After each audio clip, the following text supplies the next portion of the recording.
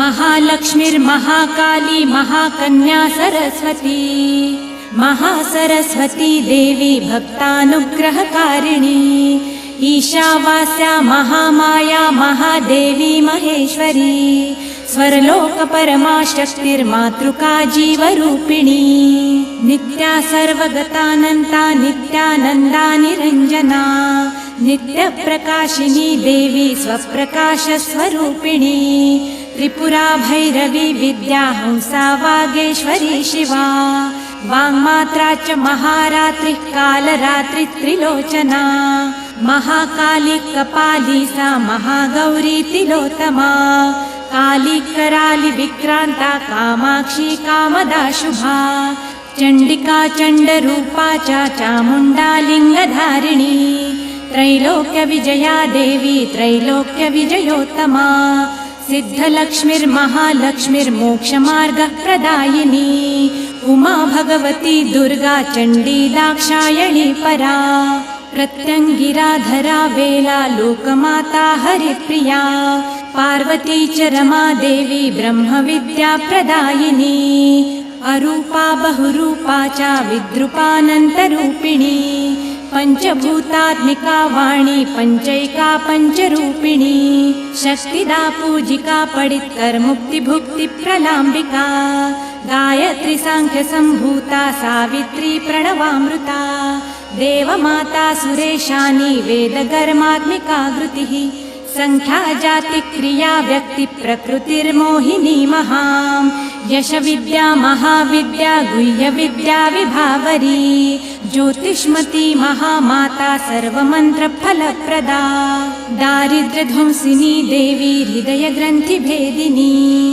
सहस्रादित्य संकाशा चंद्रिका चंद्ररूपिणी अकारादिक्षकारान्ता मातृका वर्णरूपिणी समाशान्ता च सावित्री गायत्री प्रणवाक्षरा शाकम्भरी वैष्णवी च सर्वदेव नमस्कृता नवदुर्गा विशालाक्षी करवीरनिवासिनी अब्जिका कौलिका शास्त्री वीणा पुस्तकधारिणी सर्वशक्तिस्त्रिशक्तिश्च ब्रह्म विष्णु शिवात्मिका इडा पिंगल मध्यस्था मृणालतनुरूपिणी यज्ञसेना ध्रुवा दीक्षा दक्षिणा सर्वमोहिनी अष्टांगयोगिनी देवी निर्बीजा ध्यान गोचरा सर्वतीर्थस्थिता सिद्धा भूपर्वत निवासिनी वेदशास्त्र ब्रह्मरूपा षडंगपद विक्रमा शिवा धात्री शुभानंदा यज्ञकर्म स्वरूपिणी व्रतिनी मौनिका देवी ब्रह्माणी ब्रह्मचारिणी एकाक्षर परा तारा तारका भयभंजनी ऋतंभरा निराधारा निराकाराधिकाक्षरा राका कुहरमावस्या पौर्णमासी महाद्युतिः सिनिवाली विशालाक्षी रक्षोध्नि पुष्टिकारिणी दुष्टविद्राविणी देवी सर्वोपद्रवनाशिनी जया च विजया चैव जयन्ती च पराजिता युद्धावहा महादेवी सर्वभूतनिवासिनी अयुतायुद्धरूपा च प्रशान्ता सर्वरूपिणी समुद्रवसनीशानी ब्रह्माण्डश्रोणि मेखला पंचवक्त्रा दशभुजा शुद्धस्फटिकसन्निभा शारदा शाङ्करी धारा सर्वशस्त्रास्त्रधारिणी गंगा सरस्वती वेणी यमुना नर्मदा तथा रक्ता पिता सिता शर्वा सर्ववर्णा निरेश्वरी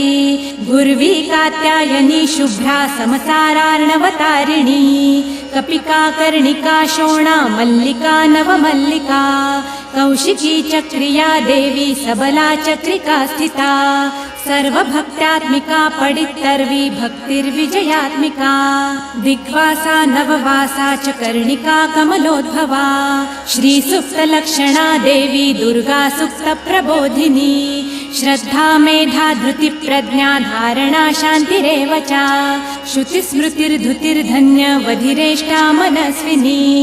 विभक्ता वैष्णवी माया सर्वमाया प्रभञ्जनी महेन्द्री मानपुष्टांगी महेन्द्रा तालरूपिणी अवस्थात्रय निर्मुक्ता सर्वरोगविवर्जिता येषणात्रय निर्मुक्ता गुणत्रय विवर्जिता योगज्ञानैकरं या च योगज्ञानपरायणा त्रयी विश्वा विशोकाख्या वेदान्तज्ञानरूपिणी भारती कमला भाषा पद्मा पद्मावती प्रिया गौतमी गोमती गौरी नरहंस प्रवाहिनी नारायणी प्रमाधारा जाह्नवी शङ्करात्मिका व्याघ्रचर्म परिधाना नागयज्ञोपवीतिनी निर्मासा भस्म दिग्धांगी ब्रह्मकालस्वरूपिणी विषयणा च विशालाक्षी छाया देवी सुरेश्वरी चित्रघण्टा सुनन्दा श्रीर्मालिनी मनुसंभवा स्तंभना स्तंभिनी वीणा ब्राह्मिणी वारुणी कृति मोहिनी द्वेषिणी घोराह्य घोरारूणरूपिणी रुद्रैकादशिनी पुण्या कल्याणी लाभकारिणी देवदूती महादूती स्वप्नदुर्गाष्टभैरवी सूर्यचन्द्रार्धमात्राया ग्रहनक्षत्ररूपिणी बिन्दुनादकलातीता बिन्दुनादकलात्मिका दुर्जना दुर्जयाकारा कला षोडश संयुता काश्यपी कमला देवी नाभिचक्रनिवासिनी षडाधारस्थिता गुह्या देविका चक्ररूपिणी आदित्या शर्वरी शुभ्रा शुम्भसुरनिवर्हणी त्रिशिखा विशिखा शुभ्रा कर्म निर्मूलकारिणी आदिलक्ष्मीर्गुणाधारा शुद्ध ब्रह्मात्मिका बला कृत ब्रह्मा सुखाधारा सर्वचित्रस्वरूपिणी मृत संजीविनी देवी कामिनी कामवर्जिता निर्वाण भाग्यदा देवी हंसिका कौशिकी क्षमा अविद्यागुणिनी वेदा निर्गुणा खण्डिता सदा सौमिनी वेदबीजाख्या शबला चक्रधारिणी दण्डिनी मुण्डिनी व्याघ्री शङ्किनी सोमसम्मता सौत्रामिणी सदानन्दा पञ्चबाणप्रभञ्जनी बाणशोणसहस्राक्षी सहस्रभुजपादुका सन्ध्यावली त्रिसन्ध्याख्या ब्रह्माण्डमीति धारिणी राजिका रत्नमाला च कामधेनुर्भुरुक्रमा चिन्तामणि रोषा देवी कर्णिका स्वर्णभूषणा अश्वस्था वारुणी सेना काशिकामप्रभञ्जनी पञ्चप्रणवरूपाध्या कान्ता काम्यत्तरानना मन्त्रब्राह्मण विद्या च नादरूपा हविष्मती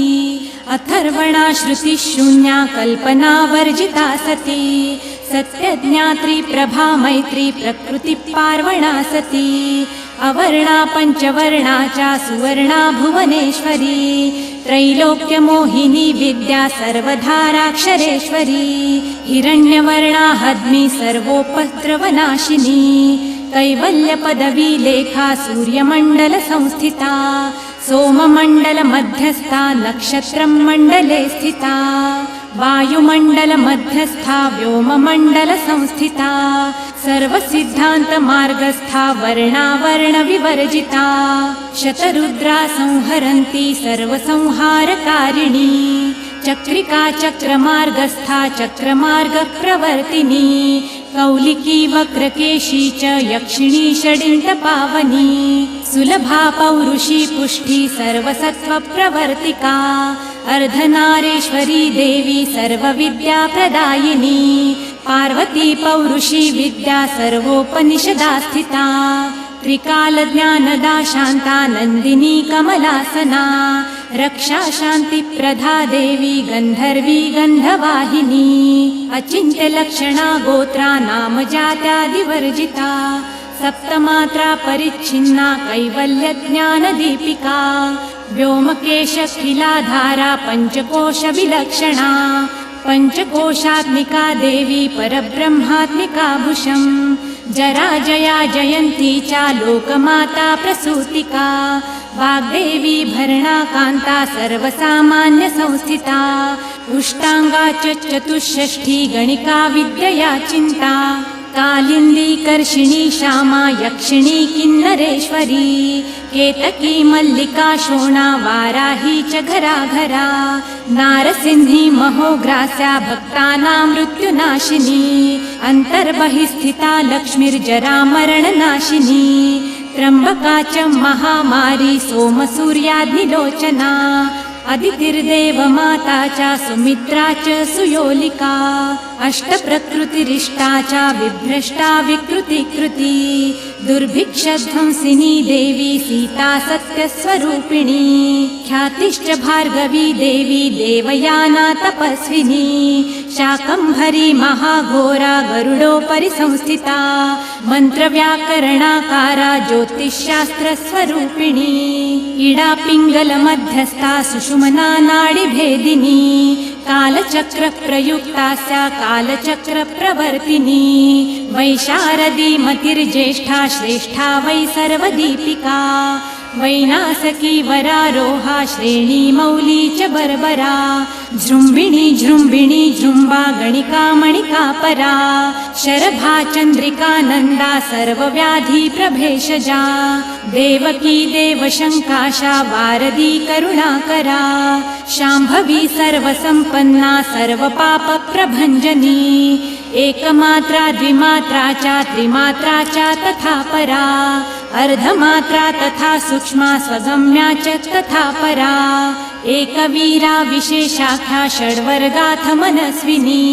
निष्कर्मा निष्कला लोका ध्याना कर्मात्मिका गुणा सुसान्द्रानन्द सन्दोहा व्योमकेशा निरूपिणी गद्यपद्यात्मिका वाणी सर्वलङ्कार संयुता सामवेदपदन्यासा सत्कृता सत्कृता बला षडर्ककर्कशाकारा सर्वतर्क विवर्जिता आदिवर्णा सुवर्णाभा तपस्सत्पररूपिणी ब्रह्मण्या ब्रह्मसन्ताना वासवक्त्या जनेश्वरी पुराणन्यायमीमांसा धर्मशास्त्राङ्गमिश्रिता वेदा वेदवती सर्वा हंसविद्याधिदेवता विश्वेश्वरी जगद्धात्री जगन्निर्माणकारिणी नारायणी महादेवी सर्वसत्त्वप्रवर्तिनी हिरण्या बाहुरूपा सा हिरण्यपदसम्भवा कैवल्यपदविपुण्य कैवल्यपदगोचरा ब्रह्मसम्पत्तिरूपा सा हिरण्यपदसम्भवा भरणावरणाधारा सर्वलोकप्रवर्तिका एकाक्षरपरा युक्ता सर्वदोषप्रभञ्जनी पाशाङ्गकुशधरा देवी वेणीवादाक्षसूत्रिका कपालिनी महादंष्ट्रा भ्रुकुटीकुटिलानना एकमूर्तिस्त्रयी धारा मधुकैटभभञ्जनी सर्वावासा सुवस्त्रा च बृहती जगती समा छन्दस्त्रिष्टु प्रतिष्ठा च कल्याणी रक्षणात्मिका चक्षुष्मती महाघोरा खड्गचर्मधरासिनी छन्दस्त्रिष्टु प्रतिष्ठाङ्का कलमाशि करुणात्मिका शिल्पविद्याश्रया देवी सर्वतो भद्रकारिणी अचिन्त्यलक्षणा सिद्धा सूत्रभाषनितम्बिनी सर्वविद्यार्थसम्पत्ति सर्वशास्त्रार्थमातृका अकरादिक्षकारान्ता मातृका च लिपिक्रिया स्वाहा स्वधा स्वरूपा च स्तोत्राक्षरविभूषिता त्रयिविद्या सदानन्दा त्रयिविद्या सदाशिवा सर्वज्ञा सर्वसाक्षी च प्रसन्ना च चराचर अणिमादि गुणोपेता पराकाष्ठा परागतिम् हंसयुक्त विमानस्था हंसारूढा शशिप्रभा भावना वासना वित्ति प्रकृति कमलामला तन्त्रितन्द्रि विचित्राङ्गी व्योमगङ्गा बलिप्रिया वारुणी वरुणावेशा रुद्रजुह्वामरूपिणी महानन्द नदी पुण्य गङ्गा पुण्याङ्गनाश्रया समाधिर्वारणाध्येया श्रोतव्या श्रोत्रिया घृणिः रामप्रिया महादेवी सुपसद्रा भृजारुणा निपातारुन्धती जङ्घ्या सर्वमाता विशेषणी आसिना च शयाना च तिष्ठन्ती धावतीति च लक्ष्मीर्लक्ष्मीरूपा च स्वरूपा गणिका कृतिः एकरूपा तपोरूपा स्वरूपा च तथा कृतिः स्वराकारा निराकारा श्रीयुक्ता च विशेषतः गंभीरा गहना गुह्या योगलिंगांगधारिणी शेषवासुकी विश्रांता ब्रह्मांड फल चंचला करुणारूण संपत्ति कीलका मंत्र कीलका शक्ति बीजात्मिका शर्वा मंत्रा मंत्र फलात्मिका आग्नेयी पार्थिवी वायवी वारुणी व्योमकी तनुः सत्य ज्ञानात्मिकानंता ब्राह्मी देवी सनातनी अविद्यावासिनी माया प्रकृतिर्मोहिनीति च शक्तिराधार शक्तिश्च चित्शक्तिश्चाति शक्तिका वक्रारौद्री महामारी मारीजमान रूपिणी विराजमानस्था सर्वमार्गप्रदायिनी त्रिकालज्ञानसन्ताना त्रिकालज्ञानदायिनी जाढ्यापहा मृढा नीचा भवानी भवभञ्जनी नानाज्ञप्तिस्मृतितज्ञा धात्री देवी त्रिलोचना परचित्तविधानज्ञा विशेषगुणसंशया हिरण्यकेशिनी देवी ब्रह्मसूत्रविचक्षणा एकाद्ययुतपर्यन्ता वर्णमात्रात्मिका परा मधुयज्ञा मधुमती मधुनासा मधुप्रिया माध्वीदेवी महाभागा स्निग्धांगी चतरस्विनी ब्रह्म विष्णु शिवध्येया ध्यातव्या च विशेषतः नाभौ अग्निशिखाकारा ललाटी चन्द्रसन्निभा भ्रूमध्ये भास्कराकारा मुण्डकण्ठस्सधिस्थिता कृत्तिकाद्यूढसंस्थाना काशिकामात्मिकात्मिका विद्यात्मिका देवी पञ्चभूतात्मिकाक्षया सर्वमन्त्राक्षरा बीजा सर्वकामप्रदायिनी ब्रह्माण्डगर्मिणी देवी सप्तावर्णमातृका वराजपुरुषा भद्रा कुमारी कुशलात्मिका अचला विचला देवी शिवदोती शिवात्मिका हिमविन्ध्याद्रिसंस्थाना कावेरी रश्मिसंमितः योगनिद्रा महानिद्रा वनितारादिताश्रिया द्वासुर्पणाभिदारम्भा सर्वकामार्थदायिनी अजपाना मया विद्या महालक्ष्मी सरस्वती कसादैकाक्षरा देवी जीवन्ती जीवमातृका आसुरी राक्षसी देवी कल्याणी कल्पनाकृतिः पंचसामात्मिका देवी सप्तसामात्मिका तथा उद्गिथोपासना रूपा पञ्चाग्निविधसाकृतिः रेकाग्निचिद्धना चापि सर्वविज्ञेश्वरी तथा भक्तिलभ्या महादेवी ज्ञानेनापि विशेषतः सर्वरक्षा महामाया ऋषिदेव नमस्कृता अष्टाष्टक महारूपा प्रत्यक्षाति प्रमातृका वेदशास्त्र प्रभातीता मिथ्या प्रपंचवादिनी सत्य प्रपंचवादाख्या विशोकाशोकनाशिनी भौतिका भूत सूक्ष्माध्यायादिभूतादिदेवता अधिलोकादिपञ्चाख्या पंचाख्या पंचसंहिता उद्ग्राहिनी कला वेद्या चेतना चित्तरंजनी एकसंख्या परार्धान्ता संख्या संख्येय रूपिणी समुद्रव्यो मध्यस्था व्योम बुद्धि समाश्रिता वीणा सरस्वती देवी वैष्णवी विष्णु संभवा वलितय समायुक्ता भारती भरताश्रया षड्ब्रह्मात्मिका देवी ज्ञान ब्रह्म परात्मिका कालिकेयी महारावा महोदधिजलाश्रया वडवाग्नि मुखा देवी योगिनी योगदायिनी महाभूता महामाया महाविद्या प्रदायिनी पंचभूत महाग्रासा पंचभूताधिदेवता सर्वप्रमाण संपत्ति सर्वापद निवारिणी ब्रह्मांड बहिरंतस्था वर्णमात्राधिदेवता महामाता महाभोक्त्री मंगला च समाश्रया आर्या शिवकरा देवी प्रवरा परहेतुकी हेतुकी हेतुमाला च त्रिशिखा पंचलोचना सर्वांग समदाचारा मन्युहास्य परंपरा गीता गाथा चंद्राभा सर्वातर ज्योतिरूपिणी